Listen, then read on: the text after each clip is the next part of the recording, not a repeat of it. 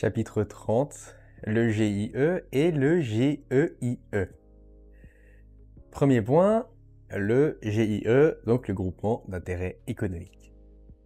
Le GIE, c'est une sorte de regroupement d'entreprises ou de personnes qui veulent travailler ensemble pour développer leur activité économique.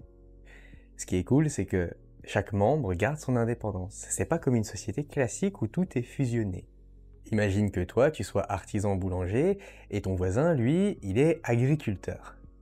Vous pourriez créer un GIE pour mutualiser vos moyens de transport et ainsi réduire vos coûts de livraison. Chacun reste indépendant, mais ensemble, vous gagnez en efficacité. Le but principal du GIE, c'est de booster l'activité de ses membres. Par exemple, imaginons que tu aies une petite entreprise de création de site web et ton ami gère un service de marketing digital. Vous pouvez créer un GIE pour partager vos ressources et attirer plus de clients ensemble. L'idée, c'est de coopérer, de se développer ensemble, mais sans forcément se concentrer sur les bénéfices. Attention, ça peut rapporter de l'argent, mais c'est pas le but. Un GIE peut être créé avec ou sans capital. Et s'il y a un capital, il peut être variable. Ça veut dire que des membres peuvent entrer ou sortir du GIE sans trop de tracas. Par contre, les membres du GIE sont indéfiniment et solidairement responsables des dettes du GIE. En gros, si le GIE il a des dettes, eh bien chacun des membres doit être prêt à les payer. Ça renforce l'engagement de chacun dans le projet. Supposons que toi et tes amis décidiez de créer un GIE pour partager un local commercial. Si le GIE n'arrive pas à payer le loyer, le propriétaire peut demander à chacun d'entre vous de régler la facture. Donc c'est très important de bien choisir avec qui tu t'associes. Hop hop hop! Si cette vidéo te plaît, sache qu'elle est issue de ma formation sur le DCG-DSCG. Sur cette formation, tu y retrouves toutes les vidéos de tous les cours, mais aussi tous les cours en audio et en PDF. Et puis évidemment, tout est mis à jour régulièrement. Et puis c'est même pas tout. Tu vas y retrouver des vidéos bonus pour t'aider à préparer efficacement ton épreuve, des fiches de révision, des flashcards et un accès direct pour me contacter si tu as besoin d'aide. L'aide, ça peut être t'expliquer ou te réexpliquer un point du cours que t'as pas bien compris, aborder avec toi un sujet complémentaire qui n'est pas disponible en vidéo parce que tu veux approfondir un cas particulier par exemple, te guider dans ton planning de révision, ou même analyser avec toi une correction d'exercice que tu n'arrives pas à comprendre. Alors si tu veux profiter de l'intégralité du cours et de tous les avantages qui vont avec, clique sur le premier lien en description et rejoins-moi. Allez, on retourne au cours maintenant. Un GIE peut être soit civil, soit commercial. Tout dépend de l'activité. Par exemple, si le GIE est créé par des agriculteurs pour vendre ensemble leurs produits, il sera plutôt civil. Mais si c'est des commerçants, alors là, ça va être un GIE commercial. Pour te donner un exemple concret, si toi et tes amis agriculteurs voulez créer un marché pour vendre directement vos produits, ce sera un GIE de nature civile. Par contre, si vous êtes plusieurs commerçants qui veulent acheter en gros pour réduire les coûts, ce sera plutôt un GIE commercial. Le GIE peut se financer de différentes manières. Droit d'entrée, cotisation des membres ou contribution ponctuelle. Tout ça doit bien être précisé dans le contrat constitutif du GIE, donc les statuts du GIE quoi. Imaginons que vous soyez un groupe d'artisans qui se regroupent pour acheter des matériaux en commun. Vous pourriez décider de payer une cotisation annuelle pour financer les achats et les frais de fonctionnement du GIE. Chaque membre contribue selon ce qu'il utilise. Point suivant, la constitution du GIE. Pour créer un GIE, il faut au moins 2 membres, mais il n'y a pas de limite maximale. Ces membres peuvent être des personnes physiques comme toi ou moi, ou des personnes morales comme des entreprises. Disons que toi et ton ami voulez ouvrir une galerie d'art ensemble. Vous pouvez créer un GIE pour gérer les expos et partager les coûts de publicité. Et si un autre artiste veut rejoindre le projet, il peut facilement devenir membre du GIE.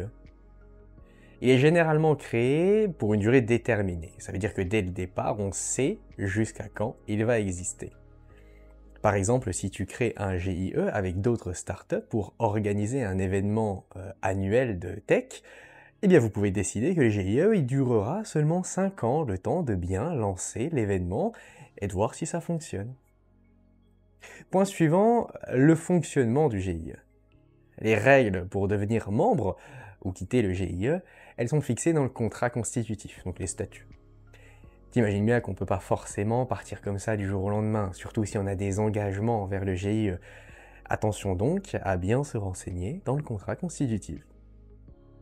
Quand tu fais partie d'un GIE, tu as le droit de participer à sa vie, d'utiliser ses services et de profiter des bénéfices s'il y en a. Et si jamais tu veux te retirer, tu peux, mais encore une fois, il faut respecter les conditions prévues. Par exemple, si tu es dans un GIE avec des collègues pour organiser des séminaires, tu peux non seulement profiter de l'organisation de ces événements, mais aussi éventuellement toucher une part des profits générés par les inscriptions. Point suivant, l'administration du GIE. Le GIE est géré par des personnes qui peuvent être des membres ou non. Le contrat peut aussi prévoir des modalités spécifiques pour la gestion. Tu peux même avoir un contrôleur de gestion qui supervise tout ça. Si tu es dans un GIE pour partager des outils de production avec d'autres artisans, le contrat peut dire que l'un des membres est responsable de la gestion des réservations et de l'entretien des outils. Et pourquoi pas nommer un contrôleur pour vérifier que tout se passe bien. Point suivant, les obligations comptables. Si le GIE il devient assez grand, ou s'il émet des obligations, il doit avoir un commissaire aux comptes pour surveiller les finances. Comme pour beaucoup de sociétés, l'obligation d'avoir un commissaire aux comptes intervient si le GIE dépasse 2 des 3 seuils suivants, 5 millions d'euros de bilan, 10 millions d'euros de chiffre d'affaires ou 50 salariés. Point suivant, la transformation, la dissolution et la liquidation du GIE.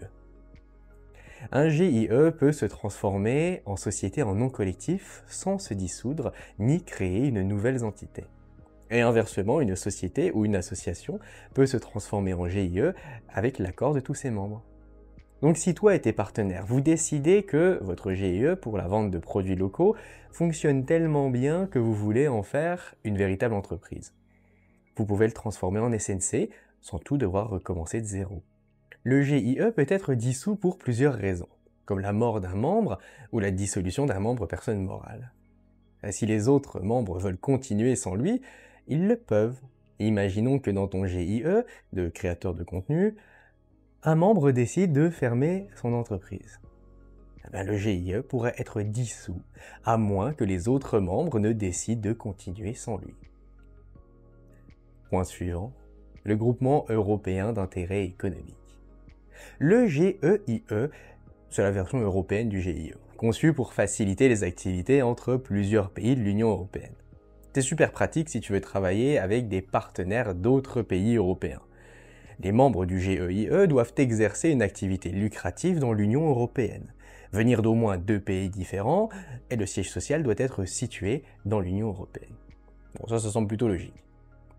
Par exemple, toi et un partenaire en Espagne pourriez créer un GEIE pour vendre des produits artisanaux en ligne.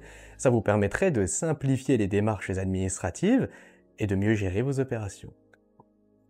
Enfin, contrairement au GIE, la durée de vie du GEIE peut être indéterminée, donc il peut continuer aussi longtemps que ses membres le veulent. Le GEIE doit être publié au journal officiel de l'Union européenne, ce qui assure sa reconnaissance officielle et sa transparence. Le but, c'est que tout le monde sache qu'il existe et puisse vérifier ces informations. Point suivant, le fonctionnement du GEIE. Le GEIE est géré par des personnes physiques ou morales, et le gérant peut engager le GEIE même au-delà de l'objet social, sauf en cas de mauvaise foi. Le contrat constitutif peut aussi limiter ses pouvoirs. En clair, c'est comme dans une SARL, ça c'est ce qu'on voit dans le chapitre 13. En plus des causes de dissolution du GIE qu'on a vu tout à l'heure, le GEIE peut être dissous si ses membres ne remplissent plus les conditions de nationalité. En clair, s'ils ne viennent pas d'au moins 2 États différents. Bon, en clair, si ton GEIE se retrouve avec des membres qui sont tous en France, il ne pourra plus continuer comme étant un GEIE car il ne répond plus aux critères de diversité des nationalités, c'est-à-dire venir de 2 États différents.